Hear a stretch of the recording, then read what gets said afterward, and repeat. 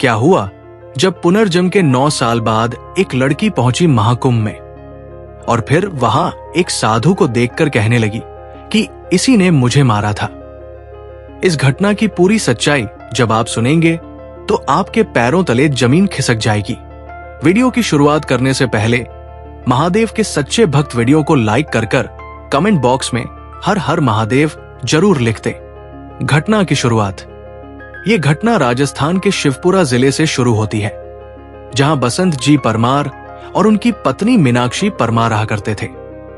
बसंत जी खुद का एक छोटा मोटा व्यापार चलाते थे, जिससे उनकी ठीक ठाक कमाई हो जाती थी और वे जैसे तैसे अपना और मीनाक्षी का गुजारा कर लेते थे। एक दिन बसंत जी को खुशखबरी मिलती है कि मीनाक्षी गर्भवती है। ये सुनते ही बसंत जी खुशी से नाचने लगते हैं और फिर पूरे 9 महीने तक मीनाक्षी का बहुत अच्छे से ख्याल रखते हैं। 9 महीने बाद मीनाक्षी की कोख से एक बहुत ही सुंदर बच्ची जन्म लेती है। बसंत जी और मीनाक्षी अपनी बेटी से बहुत प्यार करते थे। उन्होंने उसका नाम रीना रखा। रीना का अजीब डर। धीरे धीरे रीना बड़ी होने लगी। बसंत जी ने उसका स्कूल में एडमिशन करवा दिया। रीना पढ़ाई लिखाई में बहुत अच्छी थी और हमेशा स्कूल में पहला स्थान प्राप्त करती थी। लेकिन रीना के मन में बचपन से ही पानी को लेकर एक अजीब सा डर था। उसे कई बार रात में पानी के डरावने सपने आते थे। उसे ऐसा लगता था मानो वो पानी में डूब रही है। वो कई बार नींद में जोर जोर से चिल्लाने लगती, मुझे धक्का मत दो, मुझे बचा लो, मुझे बचा लो। जब भी वो किसी नदी या तालाब को देखती, उसका पूरा शरीर कांपने लगता। बसंत जी ने कई डॉक्टरों से इस बारे में बात की और रीना का इलाज करवाने की बहुत कोशिश की, लेकिन डॉक्टरों को भी उसकी इस तकलीफ के बारे में कुछ समझ नहीं आ रहा था। बसंत जी और मीनाक्षी अब बहुत ज्यादा चिंतित रहने लगे थे, क्योंकि जब भी रीना किसी नदी या तालाब को देखती, वो बेहोश हो जाती और उसकी तबीयत अचानक से बहुत ज्यादा बिगड़ने लगती थी, मानो किसी ने उसे जबरदस्ती पानी में धक्का दे दिया हो। पिछले जन्म की कोई याद? रीना ऐसा व्यवहार करने लगती थी जैसे उसने सच में ये सब पहले झेला हो। वो वहां से भाग जाती और कांपने लगती। दोनों पति पत्नी को समझ नहीं आ रहा था कि आखिर रीना के मन में ऐसा कौन सा डर छिपा हुआ है जो उसे आज तक सता रहा है। बसंत जी ने कई बार रीना से इस बारे में बात करने की कोशिश की, लेकिन रीना को भी इस डर का सही कारण नहीं पता था। वो बस इतना ही कहती, जैसे ही मैं पानी के सामने जाती हूं, मुझे अजीब महसूस होता है। ऐसा लगता है कि कहीं आप मुझे पानी में धक्का देकर भाग न जाओ। मुझे कुछ भी समझ नहीं आता और मेरी तबीयत अचानक बिगड़ने लगती है। 9 साल बाद धीरे धीरे साल बीतते गए और अब रीना पूरे 9 साल की हो चुकी थी, लेकिन आज भी उसके मन में पानी का वही डर बना हुआ था। जब भी वो पानी देखती, उसकी हालत बेहोशी जैसी हो जाती थी। फिर एक दिन बसंत जी अपने गांव के सबसे बड़े संत महात्मा के पास जाते हैं। वे उन्हें रीना के डर के बारे में बताते हैं। संत महात्मा गहरी सोच में डूब जाते हैं और फिर कहते हैं, इस बच्ची के मन में शायद पिछले जन्म की कोई भयानक याद बसी हुई है, कोई ऐसा डर जो उसे आज तक परेशान कर रहा है। जिस दिन उसे अपने पिछले जन्म की सारी बातें याद आएंगी, वो तुम्हें खुद सब कुछ बता देगी। तब तुम्हें समझ आ जाएगा कि आखिर उसके साथ ऐसा क्या हुआ था जो उसकी आत्मा तक को झकझोर गया। लेकिन तब तक महात्मा ने बसंत जी को एक सुझाव दिया। साल 2025 में प्रयागराज में सदी का सबसे बड़ा महाकुंभ लगने वाला है। ये महाकुंभ पूरे 140 सालों के बाद आ रहा है। ये अवसर बहुत खास होगा। जो भी भक्त इस महाकुंभ में आस्था की एक डुबकी लगा लेता है, उसके जीवन की सारी परेशानी का अंत हो जाएगा और उसके सभी भय एक डुबकी से ही नष्ट हो जाएंगे। तुम अपनी बेटी और अपने परिवार के साथ उस महाकुंभ में जाओ और एक बार अपनी बेटी को वहां गंगा नदी में शाही स्नान करवाओ। फिर देखना, उसके मन से सारा डर अपने आप निकल जाएगा। वसंत जी को भी उन महात्मा की बातें सही लगती है। वो भी सोचते हैं कि मैं अपने परिवार के साथ महाकुंभ में जाऊंगा।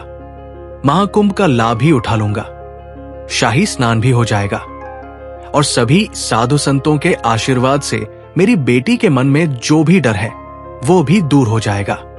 वसंत जी अपनी पत्नी और रीना की टिकट करवा लेते हैं और कुछ दिनों के बाद ही वो अपने परिवार के साथ प्रयागराज महाकुंभ में पहुंच जाते हैं।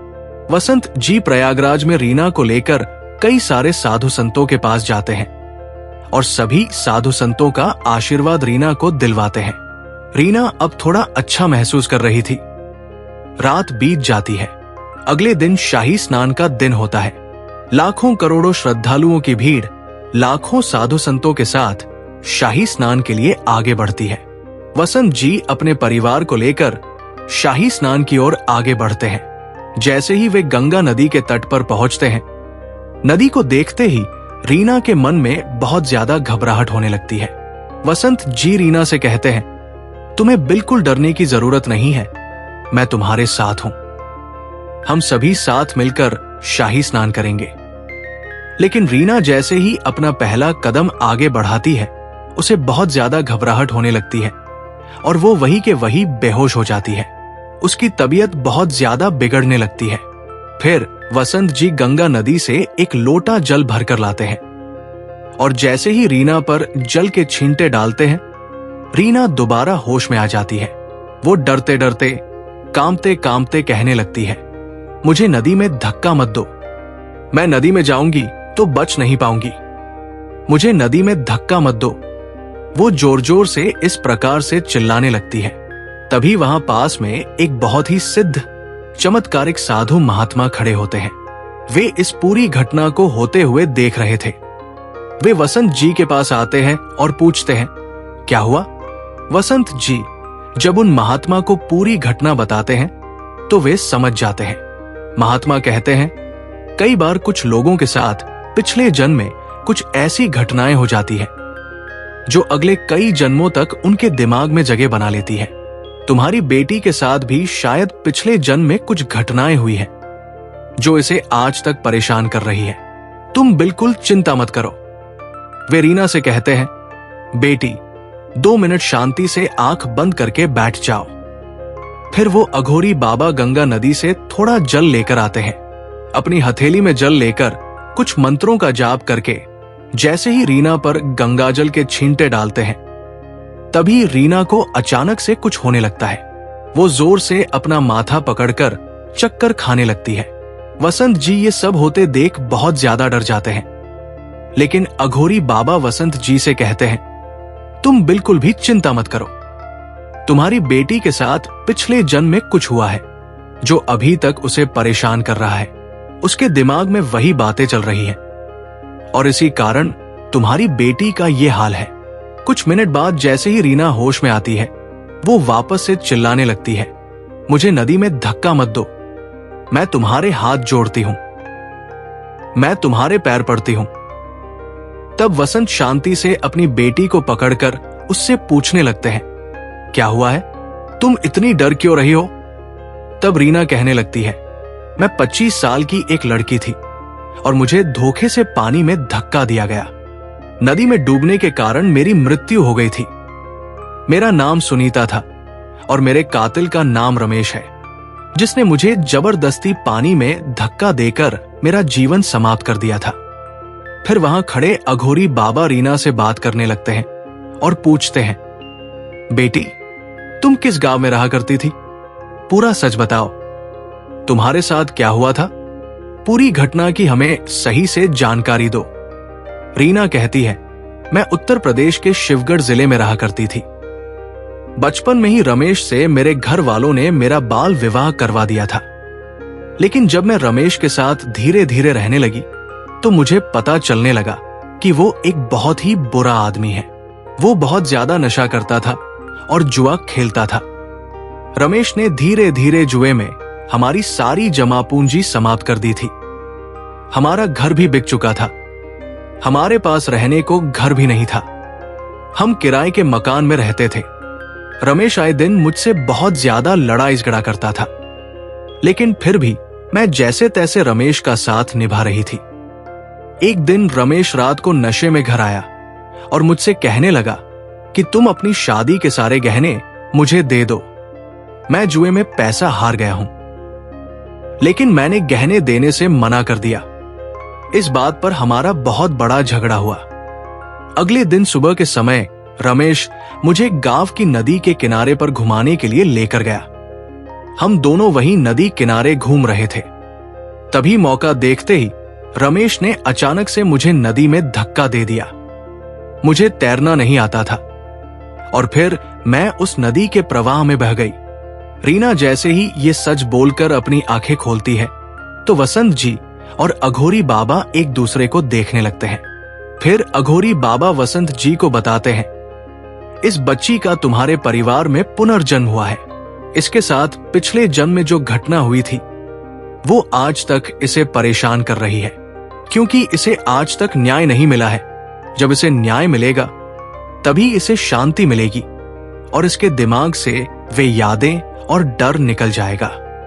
इसके बाद वसंत जी रीना को लेकर उत्तर प्रदेश के शिवगढ़ गांव में जाते हैं। वहां पुलिस स्टेशन जाकर पता करते हैं कि आज से 9 साल पहले किसी लड़की की डूबने की रिपोर्ट दर्ज थी या नहीं। पुलिस रिकॉर्ड में यह दर्ज था कि सुनीता नाम की लड़की की नदी में डूबकर मौत हो गई थी, लेकिन ये एक हादसा मान लिया गया था। वसंत जी पुलिस को पूरी घटना विस्तार से बताते हैं। पहले तो पुलिस उनकी बात पर विश्वास नहीं करती, लेकिन फिर जब रीना उस घर तक पहुंच जाती है जहां वो पहले रहा करती थी और घर के हर कोने को पहचान लेती है तो पुलिस को यकीन हो जाता है। अंततः रमेश को गिरफ्तार कर लिया जाता है। वो पुलिस हिरासत में अपना गुनाह कबूल कर लेता है और उसे उम्र कैद की सजा सुना दी जाती है। रीना को अब न्याय मिल चुका था। उसका पानी का डर भी खत्म हो गया था। हर हर महादेव।